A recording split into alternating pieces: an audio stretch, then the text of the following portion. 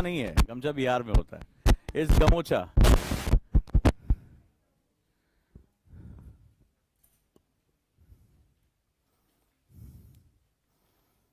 तो आज एक शुरुआत करें हम लोग।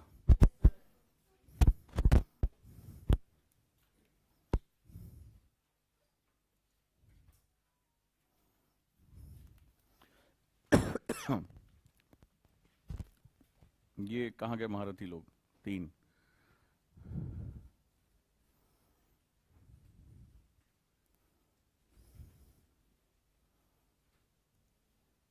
चलिए शुरुआत करते हैं आज हम लोग। तो आज ये एक बेसिक फंडामेंटल पढ़ा रहा हूँ। एक्चुअली ये बड़ा कंट्रोवर्शियल टॉपिक है, और चूंकि disaster management and rescue operations come under the GS paper 3, ठीक है, ये आप जानते हैं, और उसमें बहुत सा पार्ट कन्वेंशनल है, और आपने देखा कि एनडीआरएफ फोर्सेस ने बहुत ही बेहतरीन काम किया। तो कुछ दिन पहले, जिस दिन खासतौर पे मेरे ख्याल से वर्ल्ड कप फाइनल चल रहा था, उसी दिन की बात है, दिवाली वाले दिन, हाँ दिवाली वाले दिन जो है, उस दिन सेमीफाइनल था शायद, हाँ सेमीफाइनल था, हम जीत का जश्न मना रहे थे, और यहाँ पर एक घटना हुई जहाँ पर हमारे कई जो श्रमिक हैं वो सिलक्यारा में, उत्तराखंड में एक सुरंग में फंस गए। अब सबसे पहली बात कि वहां पर ऐसी चीजें क्यों हो रही हैं, ये बहुत ज्यादा समझना। पिछले 2-3 सालों से, पहली चीज हम बात करेंगे, 2-3 सालों से हमारा जो ये क्षेत्र है वो बहुत ज्यादा भूस्खलन से प्रभावित है, बहुत ज्यादा जो डिस्टरबेंस हो रहा है उससे बहुत ज्यादा प्रभावित हो रहा है। उसके पीछे क्या रीजन है? जैसे अभी आपने देखा कुछ दिन पहले एक केदारनाथ जाने वाली सड़क, एक जोशीमठ नाम की जगह, वो शहर ही धंसने लगा। तो बहुत से रीजन हो रहे हैं। तो पहला मैं आपको आज ये पढ़ाऊंगा कि आखिर पहाड़ इतने डिस्टर्ब हो क्यों रहे हैं, पूरा जो माउंटेन इकोसिस्टम है वो उतना डिस्टर्ब हो क्यों रहा है। दूसरा, ये माना गया, अभी जैसे इसमें एक ट्वीट आया, आनंद महिंद्रा का एक ट्वीट आया, ट्विटर पे बहुत ट्रेंड कर रहा है, कि जहां बड़ी बड़ी मशीनें नहीं काम कर पाई, वहां एक भारत की प्राचीन परंपरा, एक प्राचीन तरीका है rat hole mining. Rat hole mining ने ही उन मजदूरों को लास्ट में बचाया, जब वो मशीनें जाकर लोहे के तार में फंस गई थी, सरिया में फंस गई थी। तो वहां पर लास्ट में जो है वो रैट होल माइनर्स ही वहां पर काम आए। तो रैट होल माइनिंग है क्या, कहां की प्रैक्टिस है? और आप आश्चर्य करेंगे कि नेशनल ग्रीन ट्राइब्यूनल ने रैट होल माइनिंग पर बैन लगा रखा है। भारत में ये बैन है, और उसके क्या कारण है, ये बैन क्यों है, और ये कैसे वर्टिकल खुदाई में काम आती है, क्या इसका मेथड है, ये आपके लिए जानना बहुत जरूरी है। तो आज हम लोग वही बात करेंगे जिसने एनडीआरएफ को एक नई ऊर्जा दी, एक नई चीज दी। और सबसे बड़ी बात है कि लगभग 400 घंटे तक ये जो राहत अभियान चला, और हमारे जो 41 मजदूर हैं सकुशल निकाल लिए गए, और दुनिया के टॉप मोस्ट जो रेस्क्यू ऑपरेशंस हैं उसमें इसकी महत्वपूर्ण भूमिका मानी जाती है। तो ये बहुत चांसेस हैं कि इसके आसपास क्वेश्चन बनने की बहुत ज्यादा पॉसिबिलिटी इस बार हमें 2024 में दिखाई पड़ रही है, ठीक है। और मोस्टली मेंस में ये क्वेश्चन आने के बहुत चांसेस हैं, और साथ ही साथ प्रीलिम्स में भी अगर क्वेश्चन बनेंगे तो रैट होल माइनिंग इज वो मोस्ट इंपॉर्टेंट सेगमेंट है, क्योंकि ये तकनीक जो है वो आपको जानना चाहिए। नॉर्थ ईस्ट में ये कहां कहां यूज होती है, क्यों यूज होती है, इसके बारे में आज हम लोग बातचीत करेंगे। तो सबसे पहले हम शुरू करते हैं, और वो हमें समझते हैं कि हमारा जो माउंटेन इकोसिस्टम है वो डिस्टर्ब क्यों हो रहा है, ठीक है। सबसे पहला, तो पहला जो क्वेश्चन आने के चांसेस हैं वो सबसे पहले हमें दिखाई पड़ने वाले हैं माउंटेन इकोसिस्टम के बारे में। सॉरी, थोड़ा सा आज गला खराब है।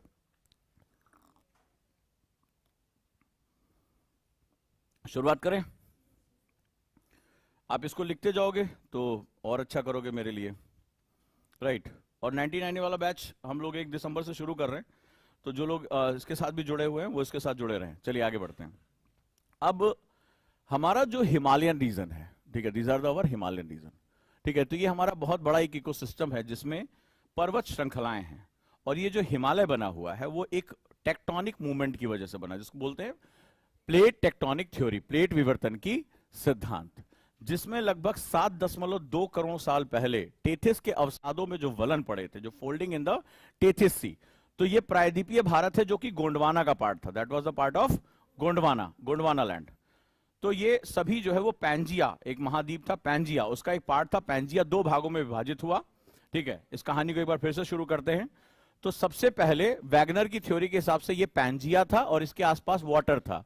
तो पैंजिया जो था वो एक पैंजिया का मतलब होता है जर्मन वर्ड ग्रेट लैंड, महान स्थल, और इसके आसपास जो सागर था उसका नाम था पैंथालासा, ठीक है, that was known as Panthalassa. तो पैंथालासा मतलब होता है that is also German word great waters, यानी चारों तरफ जल ही जल। तो एक ही महासागर था, उसका नाम था पैंथालासा, और जो जमीन थी वो एक ही थी और उसका नाम था पैंजिया। कालांतर पे जो पृथ्वी का घूर्णन और अन्य शक्तियों की वजह से जो पृथ्वी के अंदर जो है कॉन्वेक्टिव प्लेट चलती हैं, उसकी वजह से ये दो भागों में टूट गया। ठीक है, ये दो भागों में it breaks into the two part. उत्तर की तरफ वाले पार्ट को बोला गया लॉरेशिया, ठीक है, लॉरेशिया। और दक्षिण की तरफ जो मूवमेंट किया उसका नाम रखा गया गोंडवाना लैंड, ठीक है, गोंडवाना। तो भारत और ऑस्ट्रेलिया और अंटार्कटिका ये सभी गोंडवाना लैंड का पार्ट थे। जो आज पेनिनसुलर इंडिया है, प्रायद्वीपीय भारत जिसे हम लोग बोलते हैं, जो ऑस्ट्रेलिया है, जो अंटार्कटिका है, ये सभी किसका पार्ट थे? इस दक्षिण की तरफ मूवमेंट करने वाले गोंडवाना लैंड का पार्ट थे। और यहीं से पहला क्वेश्चन आया है कि जो भारत में कोयला पाया जाता है वो मुख्यतः 2011 आईएएस प्री का क्वेश्चन है कि 2011 में जो आया क्वेश्चन कि भारत में जो मुख्यतः कोयला पाया जाता है वो किस प्रकार के चट्टानी क्रम में पाया जाता है। तो वो किस में पाया जाता है? भारत का 90% कोयला, 90% कोल जो है वो कहां पाया जाता है? गोंडवाना क्रम की चट्टानों में। ठीक है, ये हमारा प्राचीन हिस्सा है। तो फिर ठीक है, इसमें फिर आगे समय के साथ ऑस्ट्रेलिया अलग चला गया, अंटार्कटिका अलग चला गया, भारत का जो प्रायद्वीपीय हिस्सा था वो अलग मूवमेंट करना शुरू किया। तो इसमें जो एक ट्रायंगुलर शेप में जो प्रायद्वीपीय भारत था उसने क्या किया? धीरे धीरे टुवर्ड्स इक्वेटर चलना शुरू कर दिया। कुछ मूवमेंट्स की वजह से इसने उत्तर की तरफ चलना शुरू किया। तो मैप पे ऊपर की तरफ क्या होता है? उत्तर यानी नॉर्थ होता है। किसी को कोई डाउट? तो ये उत्तर की तरफ इसने चलना प्रारंभ कर दिया। आगे चलता रहा। धीरे धीरे क्या हुआ, जब ये टूटा था, यानी ये दो हिस्सों में ये टूटा, तो इसके बीच में जल भर गया। जब दरार होती है तो उसके बीच में वाटर बॉडी प्रवेश कर जाती है।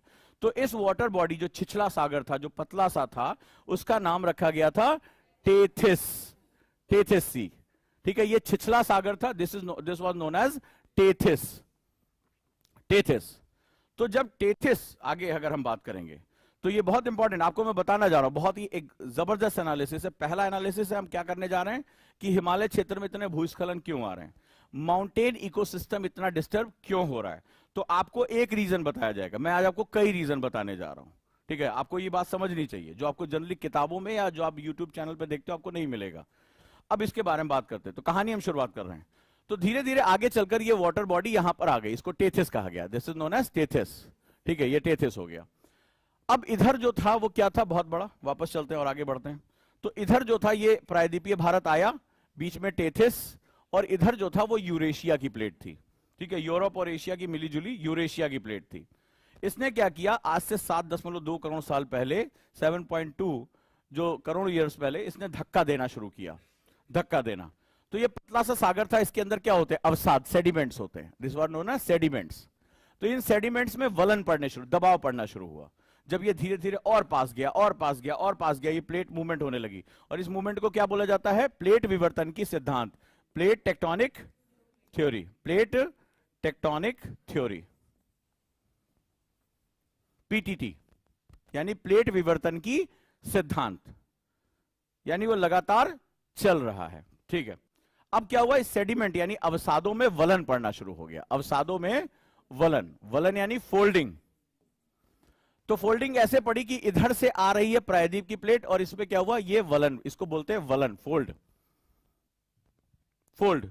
तो हिमालय की जो संरचना हमें देखने को मिलती है, वो जो उसकी पहाड़ियां हैं, जो उसकी हिल्स हैं, जो रेंजेस हैं, वो हमें साउथ टू नॉर्थ आके वो दिखाई पड़ती है। ठीक है, साउथ टू नॉर्थ हमें ये मूवमेंट हमें दिखाई पड़ता। तो ये आगे धीरे धीरे क्या हुआ? इससे एक नवीन वलित पर्वत का जन्म हुआ। This is young folded mountain. The word is young, white is, पहला तो क्वेश्चन है इसको यंग क्यों कहा गया? नवीन। फोल्डेड, दूसरा वर्ड है फोल्डेड, और प्लस माउंटेन, तीन शब्द हैं, नवीन, वलित, पर्वत। ठीक, तो चलो शुरू करें। पर्वत किसे कहते हैं? अब एक एक करके हम शुरू करते हैं। माउंटेन किसे कहते हैं? जोया, कितने खोया? जल्दी बताओ। पर्वत किसे कहते हैं? माउंटेन। पहाड़ को पर्वत कहते हैं। हाँ? तुम्हें खोया कहें तो कैसा लगेगा? कोई दिक्कत नहीं है, जोया, खोया, चोया, कुछ भी बोलते रहो, है कोई फर्क नहीं पड़ता। बिल्कुल पड़ता है। तुम्हारे अगर एडमिट कार्ड पे लिखा रहेगा तो एग्जाम ही नहीं दे पाओगे उल्टा सीधा। अब बताओ कैसे होगा? पर्वत,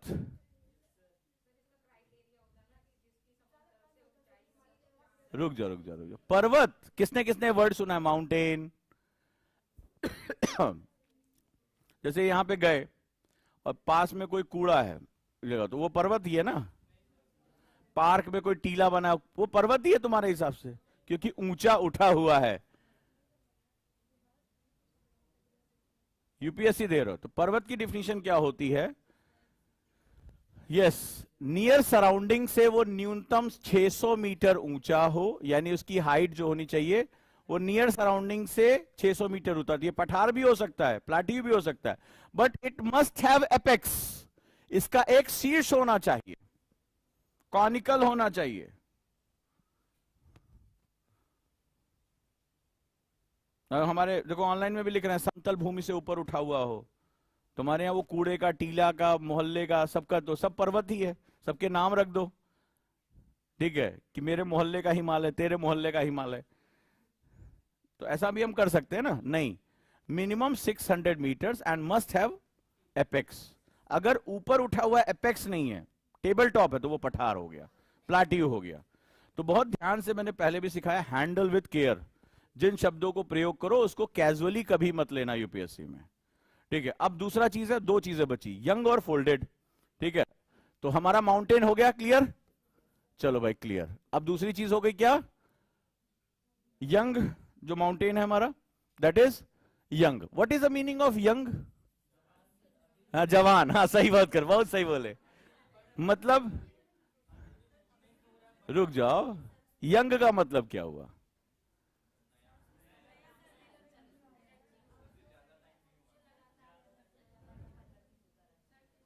हाँ देखो, जैसे हमारे ऑनलाइन बता रहे नौजवान। हाँ मतलब बाल में जेल वेल लगा के हिमालय जो है, अरे भाग्यश्री के पति की बात नहीं हो रही है, हिमालय माउंटेन की बात हो रही है।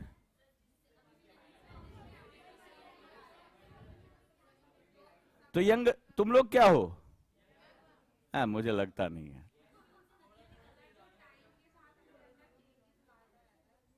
वो यंग हो गया।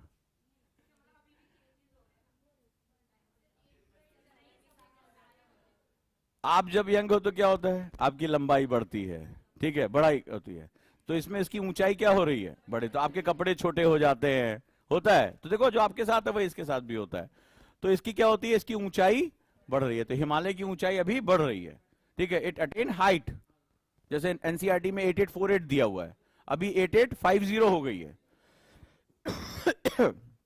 राइट तो इसकी ऊंचाई बढ़ती है, यानी इसमें क्या हो रहा है? अभी भी टेक्टोनिक हलचलें हो रही हैं। दूसरा, आप कैसे चलते फिरते हो?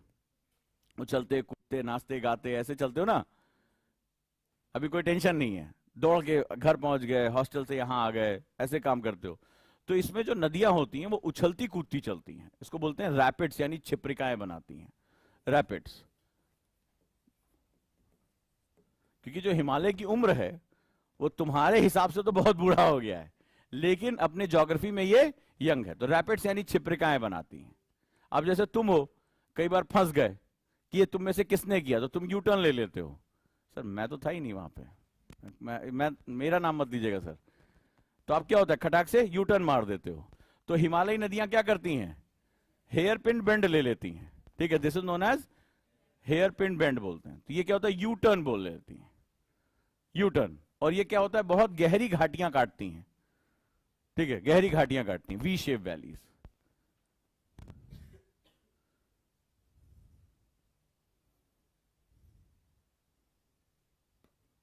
तो पहली चीज तो ये हिमालय के बारे में क्यों पढ़ा रहा हूं, क्योंकि इसके बिना तुम समझ ही नहीं पाओगे क्या। तो हिमालय क्या है? एक नवीन वलित पर्वत है।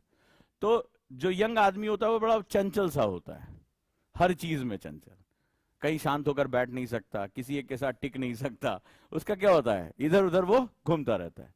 तो हिमालय का जो पूरा स्पेस है वो टेक्टोनिक मूवमेंट का स्पेस है, वो चलने फिरने हिलने डुलने का नाम है। बड़ा इंपॉर्टेंट चीज हम यहां पे देखते हैं, यानी अभी भी ये विवर्तन की क्षेत्र है। और जो विवर्तन की क्षेत्र होता है यानी टेक्टोनिक मूवमेंट का क्षेत्र होता है, उसको हम लोग अर्थक्वेक प्रॉन जोन कहते हैं। क्या बोलते हैं?